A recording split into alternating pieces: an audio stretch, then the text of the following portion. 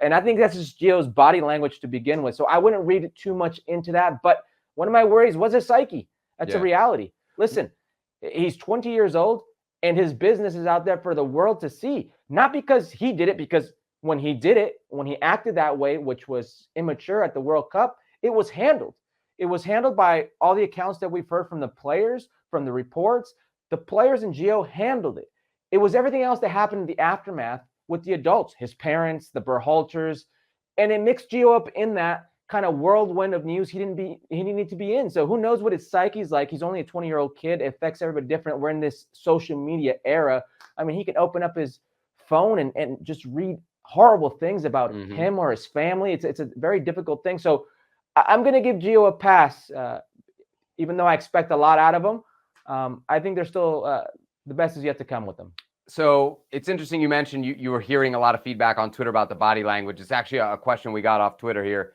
Is Gio so good that he looks lazy, or does his work ethic just crap? I think whichever one of those two it is, Herc, he's got to be aware of it, because from now on, there's going to be not just one camera on him in a passing sense. Like there's going to be 2 or 3 cameras, and there's going to be everybody on USMNT Twitter watching everything that he does. So if his body language isn't great, and you're saying that's kind of a usual factor for him, it's going to be analyzed a lot in the coming weeks and months, especially when he's with the U.S. Maybe not so much at Dortmund. And I'm seeing it here in the comments. Luis Flores says, I'm over Reyna. It's obvious we have talent to be without him. Pulisic continues to show he's the man. I don't know how obvious that is tonight. Just because you played against Grenada. You've got to take things into context. He's a player that when moments are difficult, is very special in tight spaces and can pull something that is just magic. Like he did in El Estadio Azteca versus Mexico with that ridiculous run. Nothing came of it, but he also had the opportunity to Jordan Pifak in that play in the brief, limited time he was in. So he's a very talented player, but it's the same thing. And that's why you're absolutely right. He's got to be very careful and very mindful of what his history has shown, because in the youth national team programs with the United States, there's that history of him being more on the not as strong as of a work rate side. So he's got to be mindful of that, and all this plays into account. And maybe that's the reason why he wasn't playing with Dortmund. Mind you, Dortmund was, until they lost for the first time, I think it was Chelsea they lost it for the first time this year.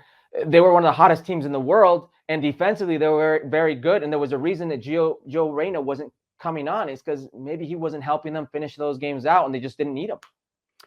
All right, so let's talk a little bit about Christian Pulisic here. He had one goal, in the 49th minute, just beginning of the second half, as the U.S. ends up 7-1 winners over Grenada. Got a lot of comments about Captain America. Clocked in today, put in an honest day shift. Love that from him. Where else did we see here? Captain America, good performance. Yeah, people all over Christian Pulisic here. And then we got one question. I'm assuming this is coming from a Chelsea fan. How do we get Pulisic to play like this at the club level? It's interesting, Herc, because for all you talk about Gio Reyna's ceiling, and there are other talented players on the U.S. team as well, Weston McKennie, Tyler Adams not there tonight. Christian Pulisic is the one guy on the field tonight that to me looked like he was better than everybody else on both teams. Hands down. And hands down. I think sometimes because he's been around the longest, and maybe we're the most critical, like the standard, the exigencia for him is the most. Like we forget that he's still, for me, pretty significantly the best player on this team, the most productive player when it comes to the attacking, the final third, the important part of the game. And you saw that tonight. And I don't know that there's many guys in CONCACAF who are, maybe Alphonso Davies is the only other dude, who are consistently that dangerous and that much better than everybody else. You think so? You think? Yeah. Okay. I think Jonathan David's a really good player. Consistency there.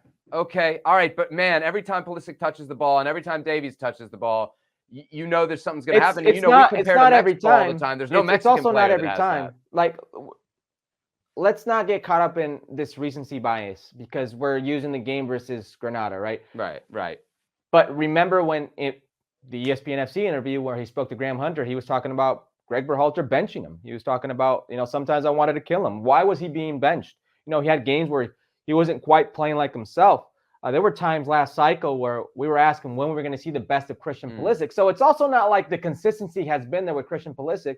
But this is why we don't talk about ceiling with Christian Pulisic, because he is the ceiling right now for every U.S. men's national team player. He is the bar. It's just a reality. He's the fastest player to get to over 10 goals and over 10 assists in the U.S. men's national team jersey. He continues to be the only player in modern history to actually play in a Champions League final and win it. Right. He is that guy right now for the U.S. men's national team. He's the face of the program. But Gio Reyna, we talk about his ceiling because he's not there yet. He's not at where Christian Pulisic has been. He's not garnered the attention. He's not garnered the transfer fee. He's not done the things that Christian Pulisic has done in the Champions League. It doesn't mean he can't, but that's why we talk ceiling with Gio Reyna. But you're right, Christian Pulisic right now is easily the best player in this organization. All right, so somebody at Chelsea calls you up. They say, Herculez Gomez, what do we have to do to get the best out of Christian Pulisic for either the rest of the time he's at the club, which could be a few months, or there is, Herc, some talk of potentially a renewal of his contract now. Maybe he'll end up staying at Chelsea. What do they have to do to get the best out of him, to get the Christian Pulisic we saw tonight, other than maybe signing up for a game against Grenada? Only two things. Only two things. It's all you have to do, and they're very easy. It's the easiest thing you could ever do. One, keep him healthy. Two, keep him happy. If you can do that, it's almost like Carlos Vela. You know, when Carlos Vela is in a good state of mind, he can do a lot of damage. You also know when Carlos Vela is physically fit. Thank you very much for watching ESPNFC on YouTube. For more highlights, analysis, and exclusive content, be sure to subscribe.